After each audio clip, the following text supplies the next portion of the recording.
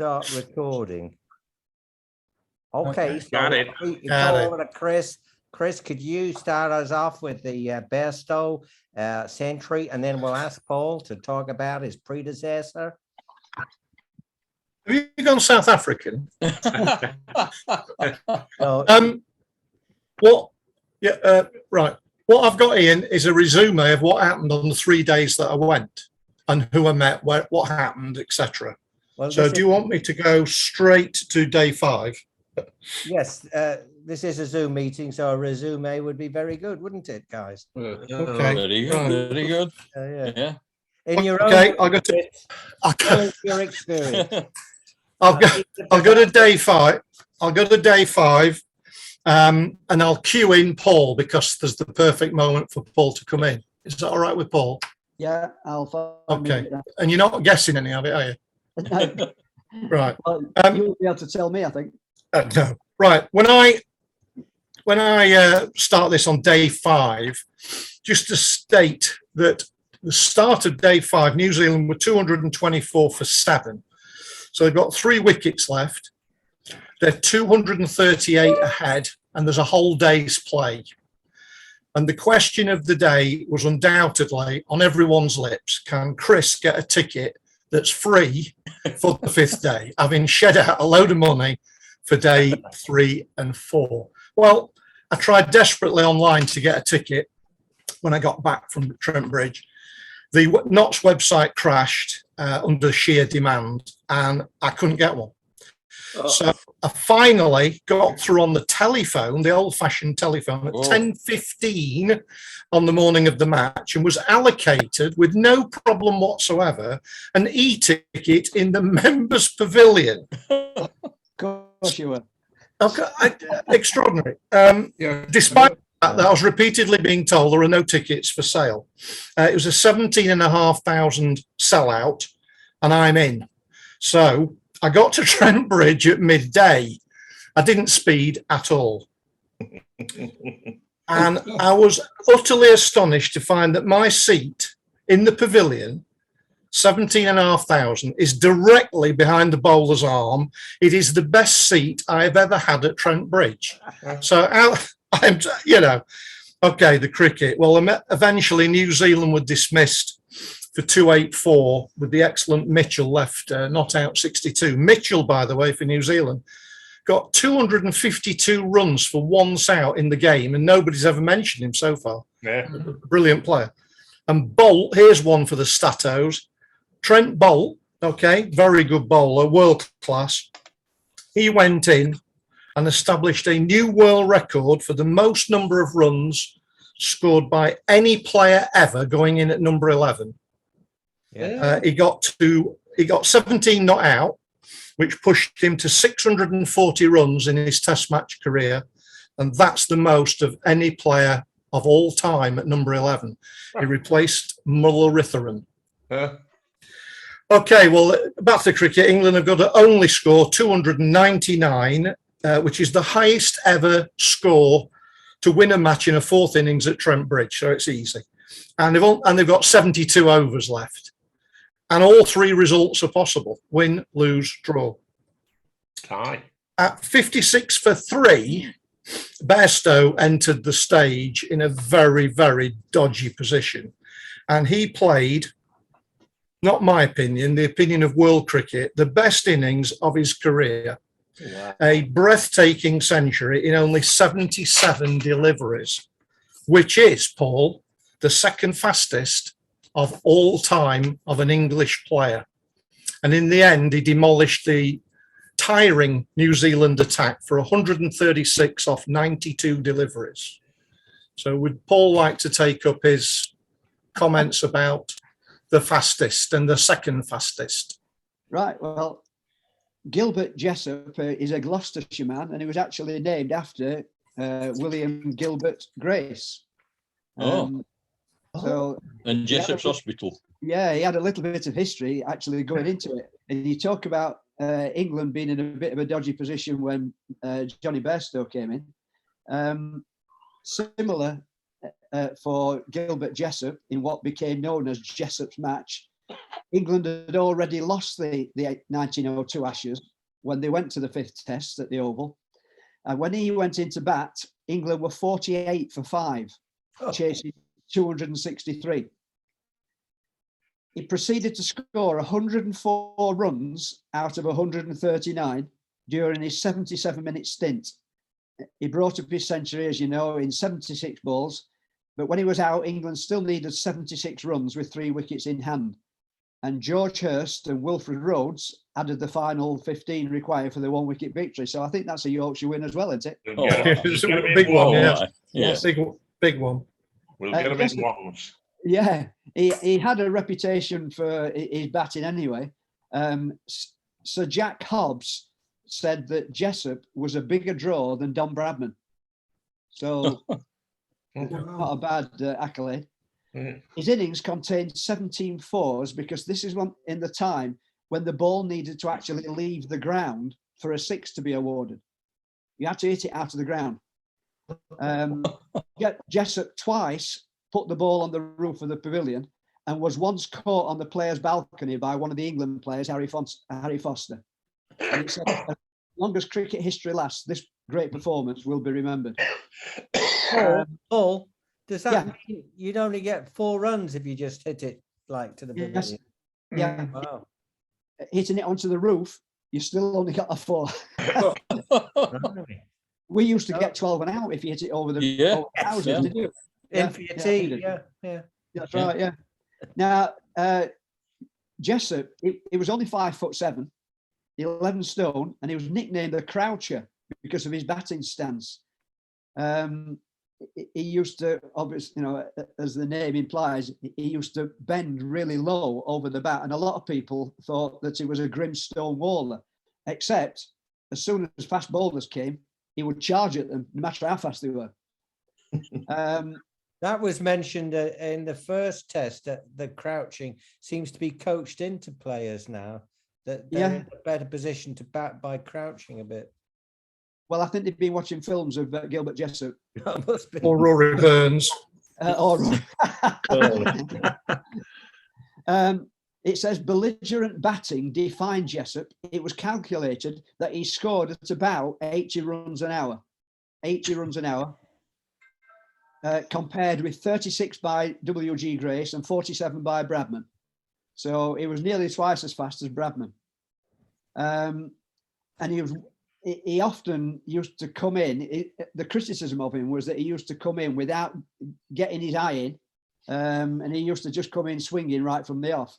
In fact, his very first ball in first-class cricket, he came in on a hat trick, and he just knocked it for 4. He didn't try to defend it at all. It was Wisden said that there were harder hitters than Jessup, but no one could demonstrate such sustained power. Now, his innings that we're talking about, he had a fairly modest Test career, and that century was the only century that he ever scored in a Test match. He only played 18 Tests. He averaged 21.88 with the bat and 35 with the ball. But his feats for Gloucestershire were legendary. He scored 100 against Yorkshire in 40 minutes. Wow. Yeah. It's the 8th fastest century in first-class history. Although, to be fair, there was a bit of declaration bowling going off at the time, apparently. 5 times he scored double hundreds, the best of which was 286 against Sussex at Hove in 1903, out of a team score of 355. 283 out of 355. It's not bad, is it? His first-class record showed him to be a brilliant all-rounder. He was a fast bowler and an outstanding fielder. In 493 matches between 1894 and 1914, he averaged 32.63 with the bat and 22.79 with the ball, with a haul of 26,698 runs and 873 wickets. And it said that his work as a fielder at Cover Point was made him worthy of selection for that alone. So, like many people of his era, Jessup was a sporting all-rounder. He went to Cambridge University, where he showed talent for cricket, football, hockey and billiards, although he did leave without a degree. So perhaps Wasted his. he also played in the backs for Gloucester Rugby Club. He could run 100 yards in 10.2 seconds, and he was a scratch golfer. So as an all-rounder, he wasn't too bad. Don't you just hate people like Yeah, that? you do. Don't you? Other than that, was he any good at anything? I don't think so. Right. Well, he didn't get a degree, did he? No. I think he probably played cricket when the exams were on. Or was a rail strike? Yeah. It goes on to say that in the First World War, Jessup volunteered for service aged 40 and was a captain in the Manchester Regiment. So he wasn't all good, was he? But he was suffering from lumbago in 1916, I'm sorry. And this is where the story about the Turkish bath comes in, that I kind of mentioned. It's a bit of a poetic license, we'll say. It says he went to Bath for a treatment for radiant heat dousing, new thing at the time apparently, but a malfunction in the lid of the container meant that he was stuck in the container for 30 minutes at temperatures between 100 and 150 degrees centigrade. Oh, man. With the absent attendant unable to hear his calls. It caused permanent heart damage, and during a round of golf in 1918, he had a heart attack and never played cricket again. Oh, dear. It says, despite these afflictions, Jessup lived until 1955, having been a teacher and a stockbroker, and then he became a journalist with the Daily Mail and the Cricketer. His son was also called Gilbert, and he had a brief first-class career with Hampshire before becoming a vicar. Jessup spent the rest of his life at his son's home. He died 8 days before his 81st birthday, but still with his name in immortal lights, it says. So, Very good. Very good. the one or two sporting all-rounders in those days. A few years ago, I did a thing about sporting all-rounders. Maybe I have to resurrect it sometime. Yeah, good idea. Amazing stories like that. Because we're all Norman forgotten it. Norman Yardley was one. Yeah, CB Fry. Got 5 blues, didn't he? Different sports. Yeah, I think so. Is there any more you want to say, Chris? I've Sorry, got quite a bit, yeah. I'm going to say I would have thought so. Sorry. Oh, shit. you're That's back all up. right. No, I didn't know. 2/3 of that I've never heard of. So very good, Paul. Very I good. made it up. Yeah, I know. and you guessed the statistics anyway. Just to finish off and show you a few bits of memorabilia from the match. England eventually won the game in just 50 overs with 5 wickets to spare. And the partnership between Johnny and Ben Stokes was 179 in 121 balls. Bairstow smashed 7 sixes and 14 fours. One of the most dazzling centuries of all time. I think I'm privileged to have been in that crowd. Yeah. It's the greatest innings I think I've ever seen. The world's press were unable to give it adequate description in the media. I like what David Lloyd, however, said. David Bumble Lloyd said, "No superlative is enough to capture how well Johnny batted." And that's a good summary. From my rubbish seat in the pavilion, this is the ball that Johnny faced on 99, and I'm looking straight at it. Can you see that? Hang on. Can you see that? So I haven't moved. I am looking at Johnny Bairstow straight down the wicket. Fantastic. So he's on 99, and obviously the young man then reached his 100. Now, for any of you that have either read his book, A Clear Blue Sky, will know it. Clear Blue Sky is a book, his autobiography, basically about his father, who died in the most horrendous circumstances. And whenever Johnny gets a big score, he looks up. He looks up. And Johnny Bairstow very kindly, before that innings, on the pavilion steps, took a great deal of care real care to sign his autobiography. I don't know Johnny, I only know him to nod to, but I tell you, he went out of his way to do that in that manner, and I give him enormous credit for that. Also in the game, it might be of interest to know that I just managed to get to Mr. Root after his huge score, and he did the same. He signed his autobiography, which is all about winning the 2015 Ashes. Same signature. And on the end of the fourth day, when the team was leaving, again, I managed to congratulate Joe, and he signed the match program, which makes that program very valuable and very collectible from my point of view. And they're such decent people that even when they're doing well, they've got time.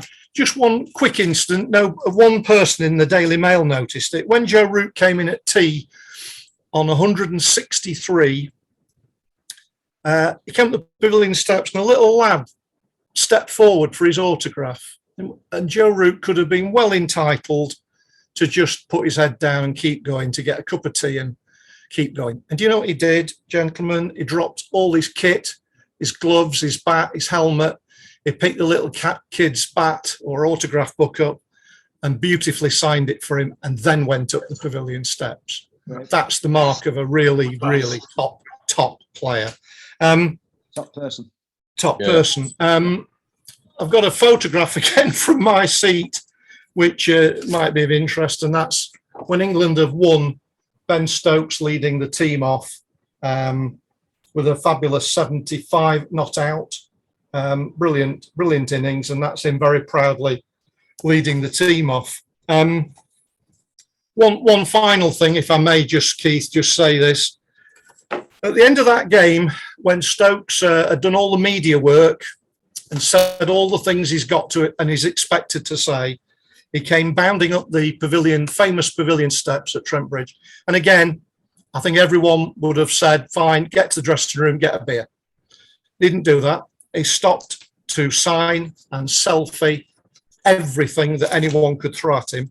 I just happen to have got something with me that I've carried around for a long time, thinking it might take me 10 years to get to Ben Stokes. But he stopped at the top of the stairs, and the last autograph I got that day by him was his famous and probably greatest innings so far of 130 odd against the Australians at Headingley in 2019, and he signed his picture. It's already been signed by Jack Leach, and so that for me was unexpected, and he just signed it with a big smile and handed it back to me and disappeared into the dressing room. That, gentleman, is the end of a day which I didn't expect to go to, and thank God I got my ticket. Yeah. Well done. I think you have friends in high places, young man. Yeah. You got to put yourself in positions sometimes, haven't you, where you might be successful. Yeah. I didn't tell you that on the first day I went on the Sunday, the first person I bumped into literally at the coffee stand was Sir Alistair Cook. I just happened to have got the Ashes programme with me from two. How much stuff do you take with you when you go to a gig? Well, a good bag full. And There's a big lorry outside the ground with his name on it. They all said, know he's there. I said, They have wheels on suitcases now, isn't it? I don't take the same stuff every day. It's all new stuff. And having apologised to Sir Alistair, who was getting a cappuccino at the time at 9 o'clock in the morning, there wasn't anyone else there, and he very kindly signed the programme for me. Very good. So I could have come home at that point and been quite happy. Yeah. But you got to have the gear. You got to have the gear. You got to have Sharpie pens, and you've got to be at the ground. That's it. You don't get anything. Yeah. But in between that, the cricket was pretty damn good. Yeah. But you can't keep your phone on though when you're there, when I was supposed to ring you. No, I do not have my phone on me, Colin, at all, apart from taking photographs. We Sorry. missed the outside broadcast, but we'll let you off. Okay. All right. Right. Thanks, guys. Yeah, thanks, Chris. Excellent. I Excellent. haven't mentioned Richie Richardson yet. Mhm. Well, you Well- might as well with the time that. Yeah, go on with 5 minutes. Okay, well, Well, it's a slow over, right? before the start of the fourth day, my seat officially is in the pavilion, and the match referee is a certain Richie Richardson, or Sir to everybody. And I just happened to. Now, he said to me, because we know each other from Yorkshire days, he said to me, "Would you like a photograph?" He said that to me. He took that photograph and then sent it to me, Wow. knowing how much I would appreciate that. And if ever there's a man who on and off the field conducted himself in exemplary manners, it's Sir Richie. What an amazing guy. And by the way, at the end of the game, do you know what he did? Yeah. Anybody? Find England players. Fined England 40% for slow over 8. He took 4 points off them. Swine. So he's a nice man, but he knows the rules as well. Smiling The nicest thing, however, that he did and that I got from the game is that he signed that picture with my mum and Martin Moxon and signed it, and that's made my mum's week. She's had a poor week. She's okay, but she's had a poorish week. And to give that to my mum from Richie Richardson that's from 1993 when we all played in a game there. That was phenomenal, and he did that with great pleasure. So I thank him publicly for doing it. Thank you. Give her our Well- love, your mum. I certainly I'm will. particularly looking forward to seeing her back on the Zoom meeting. She again. will be on soon, I assure you. Yeah. That's good. Good. So, See all these great cricketers you're talking about and with the behaviour. How can he possibly compare to the footballers of today? Yeah. Well, can you imagine going up to a footballer who's just about to take the field in the most vital match of his career, and you stop him in his tracks and you say, "Can you sign this, please?" They do better than that, Chris. They take off a soaking wet, sweaty shirt and chuck it at the nearest kid. Yeah. yeah. Well, Just a lot of them do terrific work behind the scenes, of course, but we don't tend to see that. Yeah. One thing about the signing, I don't know if anyone saw a clip on the news, sports news, about an American goalkeeper, I believe. He signed for somebody else. He signed for Arsenal. And on his last match in America, everybody were there was good luck. Matt Turner, I think his name was, and he was signing everything in front of him. Yeah. Until a kid wearing a Tottenham shirt asked him to do it for an autograph, and he wouldn't do it. You get all, yeah, you get all. This kid was wearing a Tottenham shirt, he Yeah. wouldn't sign his autograph. And yet you get all these VIP cricketers signing for Chris. It's incredible, isn't it? Mm. Yeah, yeah. Do you I wear suppose the shorts, Arsenal- Chris? Do you put your boyish looks off and wear shorts to get these signatures? If anyone saw my legs these days, they'd run a mile, let alone sign an autograph. 2 sticks of celery. A lot of it, however. however. The serious point is that there's a time to ask and there's a time not to, Yes. and there's a way to ask and there's a way not to. And you see so many things that you go, "Oh no, don't." But most of them are decent, well-educated young men who know that they're famous, but they've no great egos and they're willing to sign. And they know it. They know when they were little lads, young men, they went out of their way to try and get autographs. So it's a two-way street.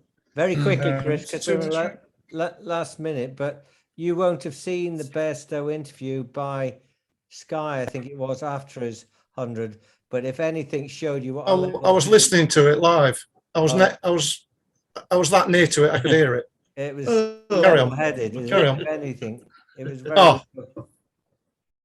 Oh, Super guy.